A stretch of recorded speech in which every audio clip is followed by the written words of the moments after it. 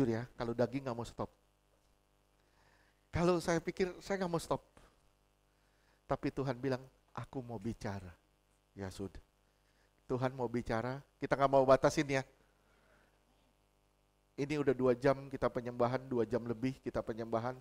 Kita jangan batasin, biarin aja. Lapar gak? Lapar gak? Enggak ya?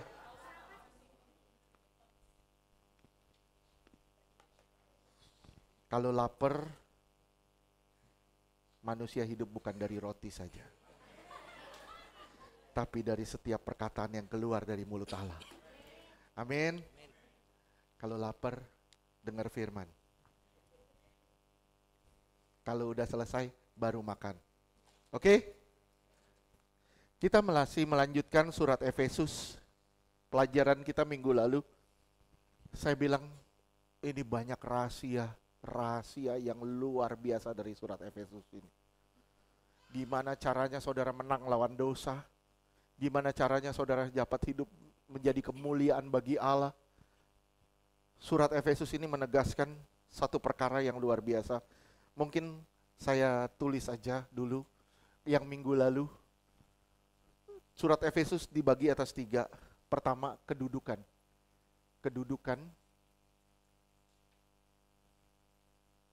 Kedudukan kaum beriman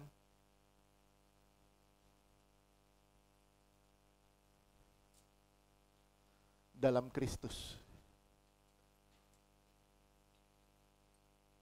Ayat-ayatnya minggu lalu sudah, jadi saya tidak sambung, tidak tulis lagi. Yang kedua, kedudukan kaum beriman, bukan kedudukan, kehidupan, ini kehidupan. Kehidupan kaum beriman dalam dunia. Yang ketiga, sikap kaum beriman terhadap musuh. Ini 3 bagian dari surat Efesus yang sangat penting. Ya, kalau saudara lihat di Efesus 2, nggak usah dibaca dulu, nggak usah dibaca lagi. Di Efesus 2 ayat 6 itu ada kata sit atau duduk. Di Efesus 4 ayat 1 itu ada kata walk. Di Efesus 6 ayat 11 itu ada kata stand, berdiri. Duduk, berjalan, berdiri. Oke, saya nggak bahas yang minggu lalu. Pengalaman orang Kristen tidak dimulai dari apa yang dia lakukan, tapi dimulai dari kata sudah selesai. Selesai semua di atas kayu salib, baru kita mengerjakan bagian kita. Tuhan tidak kerjakan segala sesuatu bagi kita. Tuhan tidak kerjakan segala sesuatu bagi kita yang perlu dilakukan, yang perlu kita lakukan hanya bersandar. Salah, maaf. Kita tidak perlu mengerjakan apapun, yang kita perlukan hanya bersandar. Kita bersandar dulu, baru kita mengerjakan. Itu langkah awalnya. Makanya keselamatan bukan karena perbuatan baik. Keselamatan bukan karena perbuatan baik, tapi karena anugerah atau karena kasih karunia. Ingat saudara, Dia yang bertahta dan menang. Maka kita semua memperoleh kekuatan di dalam Dia melampaui segala sesuatu. Ingat, Dia sudah bertahta dan menang. Saudara dan saya memperoleh kekuatan di dalam Dia melampaui segala sesuatu jika saudara bersandar di dalam Dia. Tapi sebagai orang Kristen yang hidup, kita tidak selesai pada kata duduk. Kekristenan yang hidup adalah kekristenan yang bergerak, berjalan. Saya ulang sekali lagi, Kekristenan yang hidup bukanlah kekristenan yang tidak bergerak, tapi kekristenan yang hidup adalah Kristen yang bergerak dan berjalan. Jika duduk terus, maka kekristenan disebut cacat atau lumpuh. Kekristenan harus berjalan, bergerak. Sekali lagi, kekristenan itu harus berjalan, bergerak.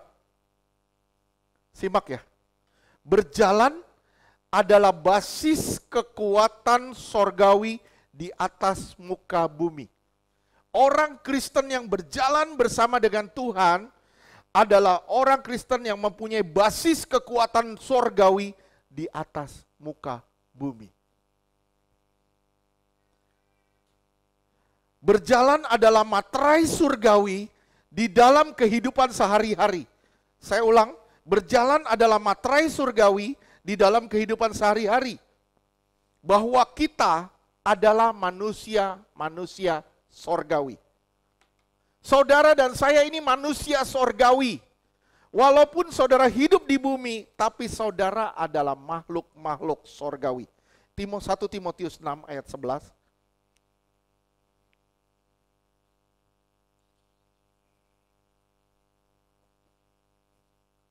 Saudara harus sadari ini. Kalau saudara duduk di dalam Tuhan, berarti saudara adalah manusia sorgawi. Saudara harus berjalan bersama dengan Tuhan. Terus 1 Timotius 6 ayat 11. Tetapi engkau, hai manusia Allah, jauhilah semuanya itu. Kejarlah keadilan, ibadah, kesetiaan, kasih, kesabaran, dan kelembutan. Ya, bahasa Inggris ya. Manusia Allah itu man of God. Man of God. Manusia Allah. Kita bukan manusia biasa. Tapi kita adalah manusia Allah karena kita dipenuhi oleh Roh Allah. Amin. Efesus 4 ayat 1 dan 2. Efesus 4 ayat 1 dan 2. Efesus 4 ayat 1.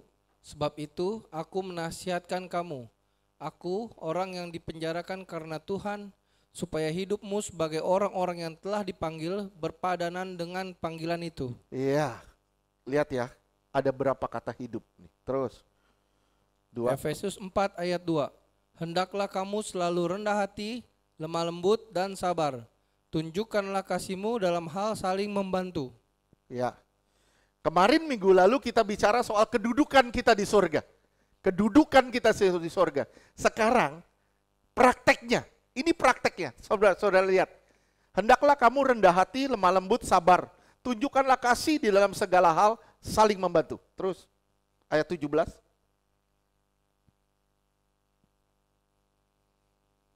Efesus 4 ayat 17.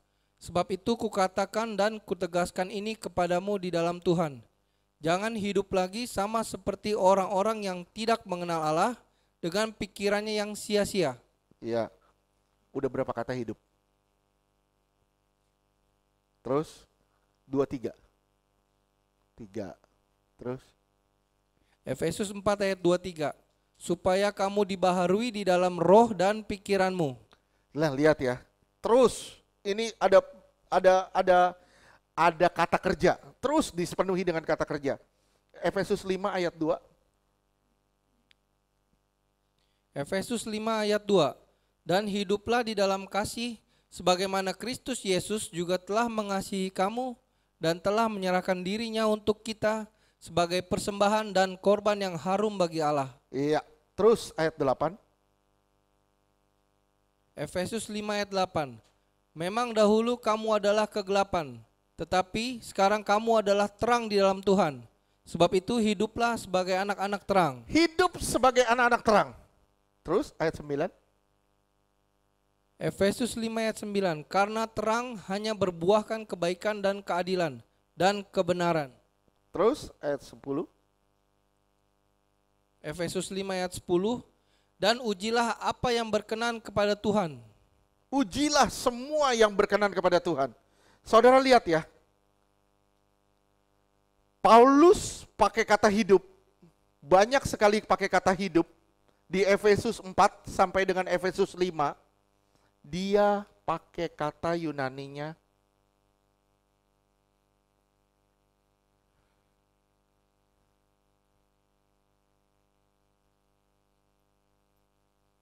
peripateo. Ini berarti, bisa artinya yang pertama, to conduct life atau menjalani kehidupan. To conduct life atau menjalani kehidupan. Bisa juga berarti to ethic life atau etika kehidupan. Bisa juga berarti perilaku yang sesuai dengan etika. Jadi perilaku saudara dan saya yang sesuai dengan etika yang ada. Kata ini menghadapkan kita pada subjek perilaku orang-orang percaya. Saudara diperhadapkan pada perilaku orang-orang percaya. Jadi di Efesus 4 sampai Efesus 5 ini, kata walk ini, saudara diperhadapkan pada perilaku. Bagaimana caranya saudara berperilaku sebagai orang-orang percaya. Yang pertama, saudara duduk dulu. Duduk dulu di dalam Tuhan, baru saudara berperilaku sebagai orang percaya. Saudara nggak boleh berperilaku dulu. Ingat, saya bilang, perbuatan baik itu tidak menyelamatkan. Kenapa? Karena pada dasarnya kita makhluk yang rusak. Dulunya sudah rusak. Karena dosa di Taman Eden. Oleh sebab itu tidak ada kebaikan dalam kita yang bisa menyelamatkan kita. Yang bisa menyelamatkan kita adalah kita diberi kasih karunia. Oleh sebab itu Tuhan bilang gini, duduk dulu di dalam aku sebagai kasih karunia. Begitu saudara duduk di dalam Tuhan, baru saudara bisa berubah. Saudara bisa paham sampai sini? Paham? Paulus menulis ini bagaimana perilaku orang Kristen dalam berkomunitas. Bagaimana perilaku orang Kristen dalam berkomunitas. Sebagai tubuh Kristus, juga sebagai pemberita terang di dunia. Bagaimana cara saudara hidup sebagai tubuh Kristus dan sebagai pemberita terang di dunia? Bisa bayangin gak? Bisa bayangin gak? Saudara ini bagian dari Kristus. Saudara mencemarkan dirimu dengan dosa.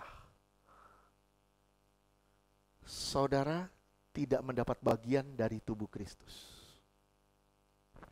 Bisa ngerti tidak? Kalau saudara mencemarkan dirimu dengan dosa, saudara nggak dapat bagian dalam tubuh Kristus. Tubuh Kristus, simak. Jadi saya ambil kesimpulan gini. Tubuh Kristus adalah ujian sejati terhadap perilaku kita dalam berhubungan dengan orang lain. Perilaku sejati, ujian sejati terhadap perilaku kita dalam berhubungan dengan orang lain. Ingat saudaraku, kita adalah manusia sorgawi. Kita, saudara dan saya, ini manusia sorgawi. Tapi apa artinya kita bicara tentang surga yang begitu jauh? Apa artinya saudara dan saya bicara tentang surga yang begitu jauh dan tidak tampak? Jika kita tidak pernah membawa suasana surga di dalam dunia. Percuma lu ngomong surga. Hidup kita seperti orang neraka. Mulut kita ngomel terus. Ngedumel terus tentang kehidupan. Komplain sana, komplain sini. Si ini salah, si ini salah, si ini salah. Saya bilang, apa artinya lu bicara surga? Kalau lu gak hidup seperti orang surgawi. Kalau kita gak bawa suasana surga di dalam dunia.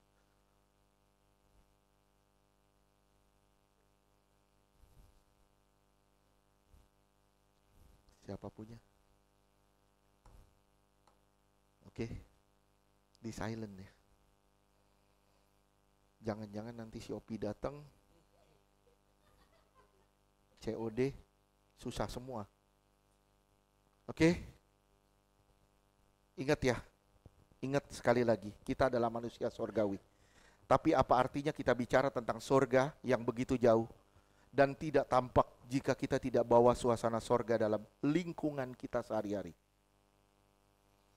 Saudara harus bawa suasana sorga ke dalam lingkungan saudara sehari-hari. Gimana caranya saudara bisa membawa senyuman di tengah-tengah tangisan? Gimana caranya saudara bisa membawa damai di tengah-tengah kekalutan? Gimana caranya saudara membawa sukacita di tengah-tengah tangisan?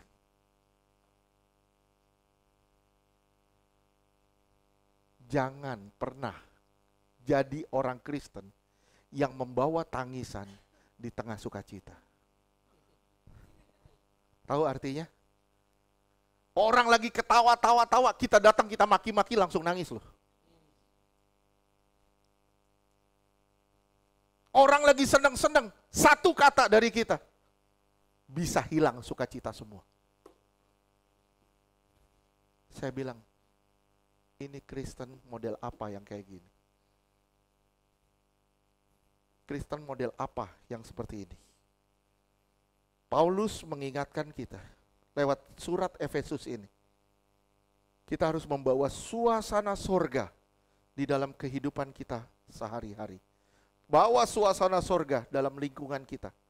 Yang mengkhawatirkan, ketika saudara dan saya bicara sudah duduk bersama dengan Kristus di sorga. Kita bilang kita sudah duduk bersama dengan Kristus di sorga. Tapi perilaku kita sebagai orang neraka. Seremnya luar biasa. Jangan sampai seperti itu. Amin. Ciptain tawa ya. Ciptain sukacita. Jangan ciptain duka cita di tengah lingkungan. Amin. Di mana ada kamu, di situ ada senyuman. Jangan sampai di mana ada kamu, di situ orang kabur semua. Ya. Ih, si ini datang, woi kabur semua. Kita ngumpul nih, ngumpul berlima. Si A datang, satu-satu pergi. Satu-satu minggat. Lama-lama kita ngomong sendiri. Nah, begitu kita tinggal satu lawan satu, yang satu itu rasa terbelenggu. Jangan sampai kita kayak gitu ya. Gimana caranya? Kita ngumpul orang berlima, kita datang jadi bersepuluh. Di situ kita bisa menjadi saksi Tuhan, kita membawa surga di tengah-tengah dunia. Amin. Kita, saudara dan saya dalam mempelai Kristus. Seorang mempelai harus tampil cantik. Amin. Terus mempercantik diri sampai hari pernikahannya. Saya ingat waktu itu Heni mau nikah, 1 minggu luluran. 1 minggu luluran, pakai semen 3 roda.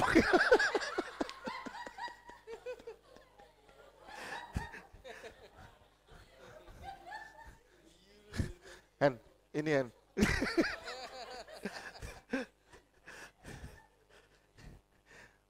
Wih, 1 minggu mempercantik diri tuh. Untuk siapa? Untuk mempelainya. Sadar nggak sih saudara? Kapan saudara dijemput sama Kristus? Kapan? Nggak tahu.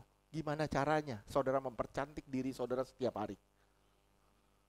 Gimana caranya saudara mempercantik diri saudara setiap hari? Saudara mendandani diri saudara setiap hari. Kenapa? Karena nggak tahu kita dijemput kapan. Ya, gimana kalau keluar kita makan keselak? Gimana? Saya nggak nyumpahin. Saya nggak nyumpahin. Firman Tuhan bilang hidup kita selangkah dari maut kok. Selangkah. Selangkah gimana? Susah gak sih selangkah?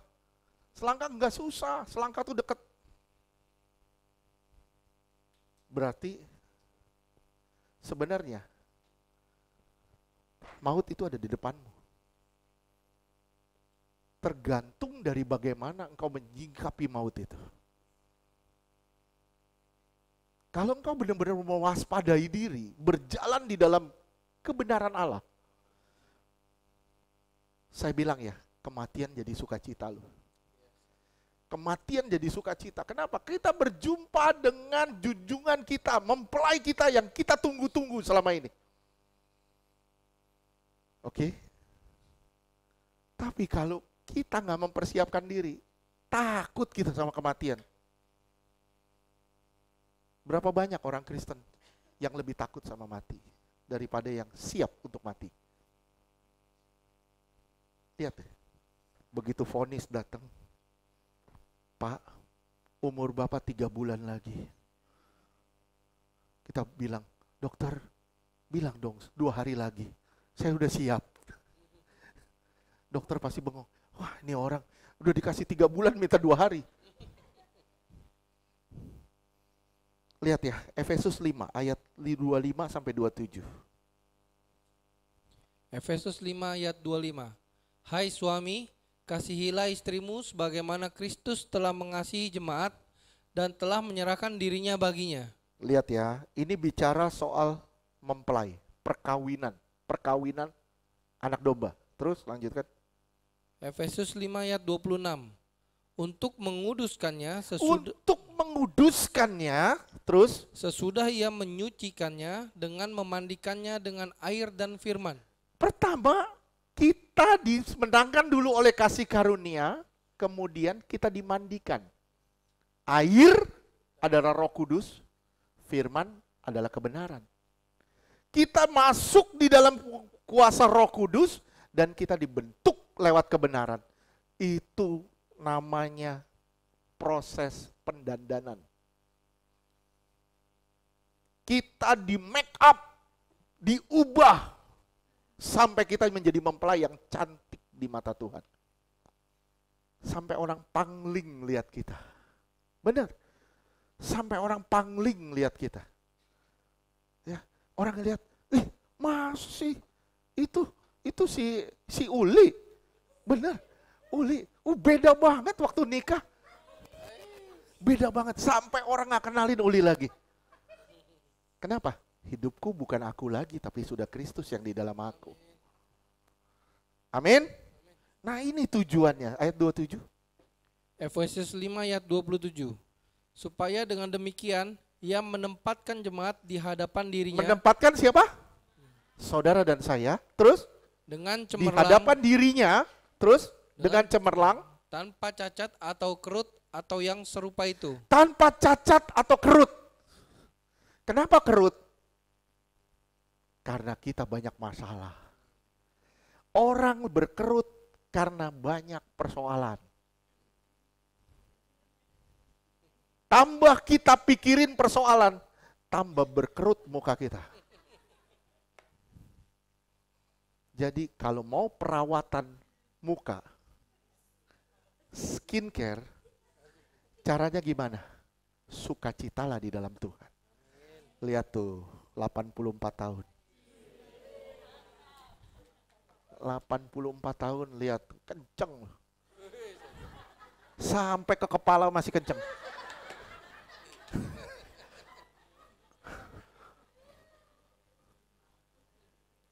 Kenceng banget. Lihat, kenapa? Senyum terus. Ntar saya dikira gila Pak, senyum terus. Orang gak bakal bilang saudara gila kalau saudara senyumnya tepat pada waktunya. Kalau senyuman tidak tepat pada waktunya itu gila benar. Ya, percaya ya. Saudara harus mempraktekkan kebenaran. Jalanin kebenaran. Kenapa? Karena saudara sudah duduk di dalam kebenaran. Amin. Sekarang banyak nih ayat nih. Banyak nih ayat nih. Efesus 4 ayat 2. Nanti kita lihat. Efesus 4 ayat 2. Efesus 4 ayat 2.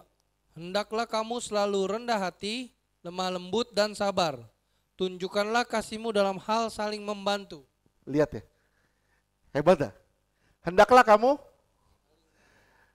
kamu selalu rendah hati, lemah lembut. Sudah lemah lembut belum? Sudah lemah lembut belum? Masih suka marah-marah nggak? Lu berjalan kemana?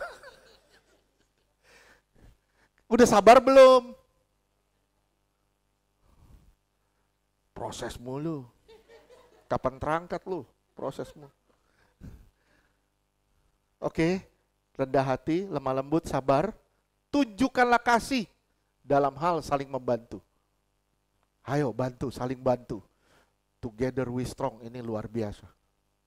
Kita saling menolong, saling membantu satu sama lain. Amin. Kita bukan makhluk individualistis, tapi kita makhluk Allah yang hidup bersosialisasi. Amin. Terus ayat 25. Efesus 4 ayat 25. Karena itu buanglah dusta dan berkatalah benar seorang kepada yang lain. Jangan suka saling berbohong. Jangan saling berdusta satu dengan yang lain. Terus ayat 26. Karena itu kita adalah sesama anggota. Ya, terus 26. Efesus 4 ayat 26. Apabila kamu menjadi marah, janganlah kamu berbuat dosa. Janganlah matahari terbenam sebelum padam amarahmu. Nah, lihat ya. Saya selalu mengibaratkan gini, boleh marah nggak? Enggak. Kenapa masih sering marah? Udah tahu nggak? Boleh marah nggak? Masih suka marah nggak? Yuk menyangkal diri sendiri. Saya bilang, boleh marah nggak? Masih suka marah nggak?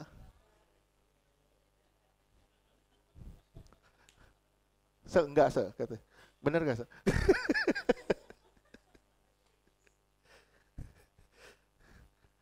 Lihat ya, seringkali kita tahu kebenaran, tapi kita amnesia kebenaran.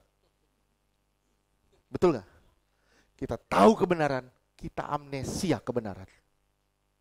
Sadar nggak? Itu cacat rohani namanya. Kita tahu apa yang harus kita lakukan, tapi kita tidak melakukannya. Kenapa? Ego kita yang naik. Firman Tuhan bilang, janganlah kamu menjadi marah, janganlah kamu berbuat dosa, janganlah matahari terbenam sebelum padam amarahmu. Jadi kalau kita marah pagi, jam 6 kurang 5 kita berdamai. Jam 6 kurang 5, matahari mau terbenam, kita buru-buru berdamai. Salah. Matahari terbenam itu lambang kegelapan. Jadi kalau kamu marah, Paulus bilang kegelapan mau masuk. Kegelapan mau masuk dan mau merusak hidupmu. Terus ayat 28. Efesus 4 ayat 28. Orang yang mencuri, janganlah ia mencuri lagi. Stop mencuri. Terus ayat 31. Efesus 4 ayat 31. Segala kepahitan. Nggak boleh ada sakit hati sedikit pun. Bilang, nggak boleh ada sakit hati sedikit pun. Terus? Kegeraman, kemarahan, pertikaian dan fitnah hendaklah dibuang dari antara kamu. Demikian pula berapa kali penekanan tentang amarah. Terus lanjut. Hendaklah dibuang dari antara kamu. Terus? Demikian pula segala kejahatan. Iya, 32. Efesus 4 ayat 32. Tetapi hendaklah kamu ramah seorang terhadap yang lain. Ramah, bukan marah. Jangan dibalik. Ramah, betul nggak ramah? Ramah. Kalau dibalik, makanya di sini dibilang ramah, bukan marah. Jangan salah bacanya. Oke, terus? Penuh kasih mesra dan saling mengampuni, sebagaimana Allah di dalam Kristus telah mengampuni kamu. Luar biasa nih, lihat ya, ini luar biasa. Terus ayat 5, Efesus 5 ayat 21. Efesus 5 ayat 21. Dan rendahkanlah dirimu seorang kepada yang lain di dalam takut akan Kristus. Rendahkanlah dirimu, masing-masing saling menolong satu dengan yang lain. Di dalam takut akan Kristus. Efesus 6 ayat 4. Efesus 6 ayat 4. Dan kamu, bapak-bapak, janganlah bangkitkan amarah di dalam hati anak-anakmu. Siapa yang sudah jadi bapak? Siapa yang sudah jadi bapak? Jangan bangkitkan amarah di dalam hati anak-anakmu. Terus, Tetapi didiklah mereka di dalam ajaran dan nasihat Tuhan. didik mereka di dalam ajaran dan nasihat Tuhan. 5. Efesus 6 ayat 5. Hai hamba-hamba, taatilah Tuanmu yang di dunia dengan takut dan gentar, dan dengan tulus hati sama seperti kamu taat kepada Kristus. Kalau kamu taat kepada Kristus, kamu pasti taat kepada bos.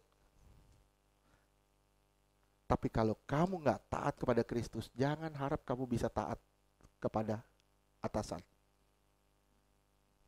Oke? Jadi semua dimulai dari Kristus. Tujuannya apa? Supaya semua bisa diakhiri bersama dengan Kristus. Oke? Ayat 9. Efesus 6 ayat 9. Dan kamu tuan-tuan, perbuatlah demikian juga terhadap mereka dan jauhkanlah ancaman. Nah, lihat ya.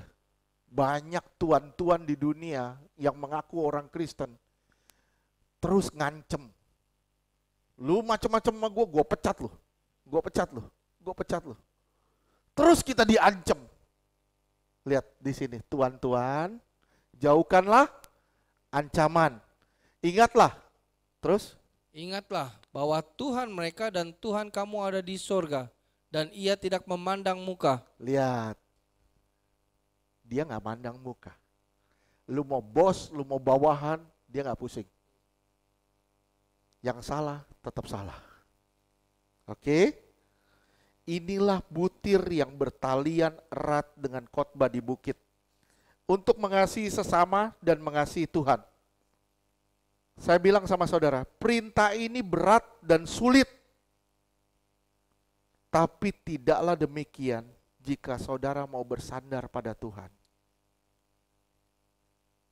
Perintah ini berat, sulit. Tapi enggak sulit juga kalau saudara mau duduk bersama Tuhan. Amin. Saya pernah ngajar sama saudara, saya pernah ngomong sama saudara, ada berapa pohon di Taman Eden? Ada berapa? 2. Pohon apa? Terus? Satu lagi? Pohon kehidupan. Ada 2 pohon di Taman Eden. Ya. Pohon pengetahuan yang membuat orang turun ketika dia makan, turun dari kehendak Allah ke dalam kehendak hati nurani. Saudara pernah pelajarin itu, saya pernah ngajar, pernah share sama saudara tentang ini. Ya, ketika manusia jatuh dosa, dia makan dari pohon pengetahuan. Tadinya mereka hidup di bawah kehendak Allah, turun di bawah kehendak hati nurani. Ini jadi agama. Hati nurani itu bicara soal baik, buruk, benar, salah. Kekristenan itu bukan agama, bukan soal baik, buruk, benar, salah. Tapi kekristenan adalah penyembahan kepada Allah yang sempurna, supaya saudara menjadi manusia yang sempurna. Bukan sekedar baik, tapi sempurna. Gimana caranya? Saudara harus masuk di dalam pohon kehidupannya, yaitu hayat Allah. Allah harus dihidupkan di dalam saudara lewat suatu hubungan. Allah harus dihidupkan di dalam saudara lewat suatu kehubungan. Jika kekristenan tidak dimulai dari pohon kehidupan, kekristenan tetap pada pengetahuan. Tetap pada pengetahuan. Anda mungkin jadi orang baik, tapi tidak bisa menjadi orang sempurna. Saudara mungkin jadi orang baik, tapi tidak mungkin jadi orang sempurna. Kenapa? Karena semua agama mengajarkan saudara kebaikan. Tapi kekristenan membawa saudara pada kesempurnaan. Tidak ada agama yang mengajarkan kejahatan.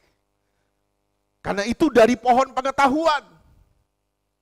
Tentang baik, buruk, benar, salah. Tapi Tuhan mau saudara masuk di dalam pohon kehidupan. Supaya saudara bisa menghidupkan Allah yang ada di dalam saudara. Supaya tidak lagi saudara bersandar pada pengetahuan. Tapi saudara bersandar pada Allah. Di sini saatnya saudara bisa berjalan di tengah-tengah dunia. Dan saudara menjadi orang-orang yang sempurna. Tidak salah kalau Paulus bilang, man of God. Manusia Allah. Standar kehidupan kita bukan baik, buruk, benar, salah. Simak ya, standar kehidupan saudara dan saya itu bukan baik, buruk, benar, salah. Tapi ada salib atau enggak? Saya ulang, standar kehidupan kita bukan baik, buruk, benar, salah. Tapi ada salib atau enggak? Lihat ya. Mudah bagi kita berdoa begini. Saya berdoa. Misalnya gini, saya mengampuni Pak Yogo yang telah menyakiti saya. Gampang banget saya ngomong gitu. Bener gampang. Gampang gak? Gampang ya. Tapi sulit ulurkan tangan bagi dia ketika dia melukai saya. Sulit. Kita nolong dia waktu dia susah. Sulit. Gampang ngomong, gampang. Catat ya. Prinsip salib apa?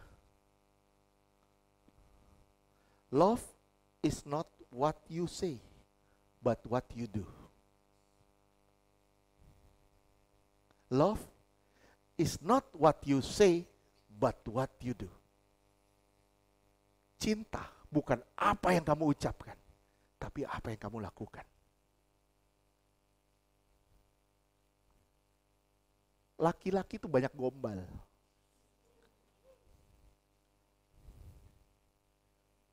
Ya. Joshua, kamu kerja di penjara ya? Kok tahu saya sudah di penjara di hatimu?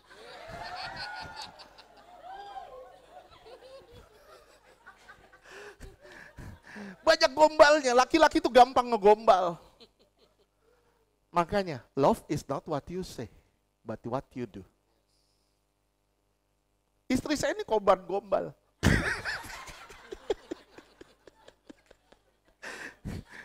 Tapi puji Tuhan saya diubah.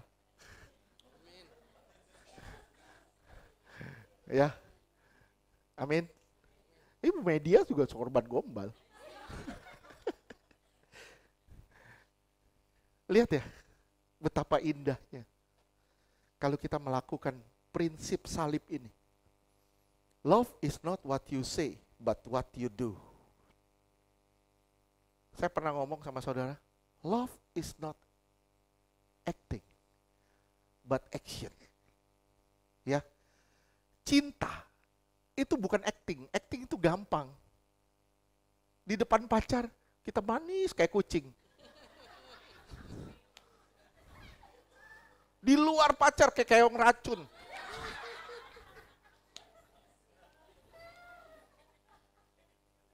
Depan pacar kayak kucing loh. Manis diem. Begitu keluar, wah kucing garong. Lihat ya. Kalau nggak ada prinsip salib, nggak bakal bisa teratur hidupmu. Saya ulang, kalau nggak ada prinsip salib, nggak akan bisa teratur hidupmu. Coba lihat, Matius 5 ayat 39 sampai 41. Kayaknya saya haus.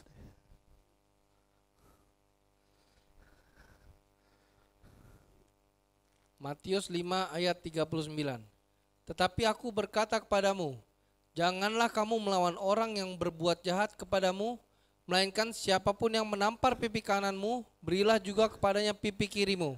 Ya, jangan bangga ya. Kalau kamu sudah ditampar pipi kanan, dan kamu sudah bilang, saya tidak membalas. Jangan pernah bangga. Karena kalau kamu belum menyerahkan pipi kirimu, Tuhan belum dipuaskan. Terus lanjut. Matius 5 ayat 40. Dan kepada orang yang hendak mengadukan engkau karena mengingini bajumu, Kalau engkau telah menyerahkan bajumu kepada musuhmu, terus jangan pernah bangga. serahkanlah juga jubahmu. Engkau harus serahkan juga jubahmu. Terus ayat 41. Matius 5 ayat 41. Dan siapapun yang memaksa engkau berjalan sejauh 1 mil, Kalau saudara sudah berjalan 1 mil karena disiksa oleh orang-orang yang menyakitimu, jangan bangga. Kenapa? Karena engkau harus berjalan 2 mil. Ini prinsip salib. Jangan pernah bangga ketika engkau bilang, hatiku sudah damai, sudah mengampuni dia. Belum, kalau engkau belum mengulurkan tangan bagi dia.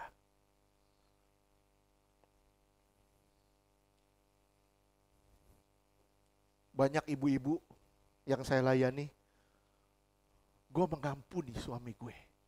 Suami gue gila perempuan, ampuni dia. Tapi sorry, untuk tidur lagi sama dia, oh no. Saya bilang, ini bukan prinsip salib. Prinsip salib, ketika kita mengampuni, kita harus serahkan segala-galanya. Itu prinsip salib. Gampang gak? Gampang gak? Kalau gak bersandar gak gampang. Susah Pak, susah. Iya, kita korban gombal kok.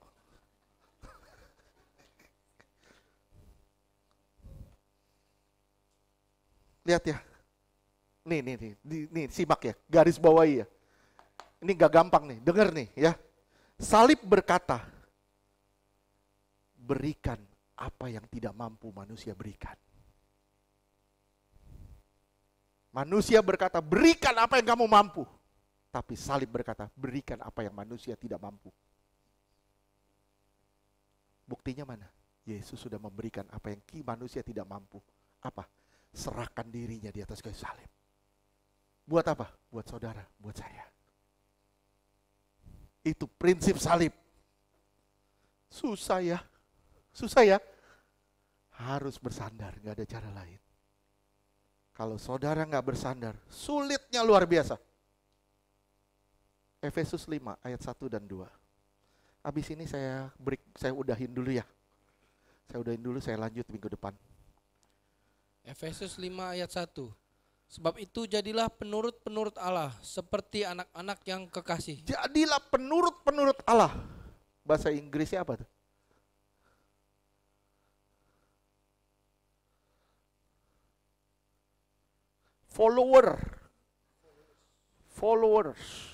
Follower of God. Pengikut. Ya. Kalau ngikut Allah bergerak, kita ikut bergerak. Oke, ayat 2. Efesus 5 ayat 2. Dan hiduplah di dalam kasih sebagaimana Kristus Yesus juga telah mengasihi kamu dan telah menyerahkan dirinya untuk kita sebagai persembahan dan korban yang harum bagi Allah. Lihat, hiduplah di dalam kasih. Seperti juga Kristus Yesus telah mengasihi kamu. Orang yang sudah mengenal kasih Allah, dia dapat mengasihi siapapun tanpa pamrih. Kalau saudara belum mengenal kasih Allah, saudara akan mengasihi orang dengan pamrih. Dunia mengajar kita kasihi ketika kamu dikasihi, dan benci ketika mereka membenci. Tapi Tuhan mengajar kasihi siapapun yang membenci. Itu prinsip salib yang saudara harus praktekkan, saudara harus berjalan. Bagaimana caranya? Efesus 3 ayat 20.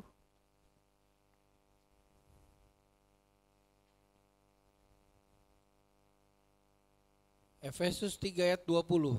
Bagi dialah yang dapat melakukan jauh lebih banyak. Jauh lebih banyak. Dia dapat melakukan jauh lebih banyak. Terus? Daripada yang kita doakan Daripada atau pikirkan. yang kita doakan atau pikirkan.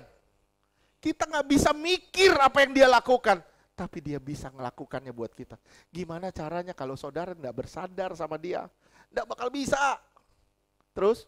Seperti yang ternyata dari kuasa yang bekerja di dalam kita. Ada kuasa yang bekerja di dalam saudara yang membuat saudara excited sama Tuhan dan membuat saudara berubah setiap hari.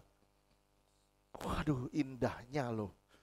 Indahnya kalau saudara benar-benar nyantol sama Tuhan.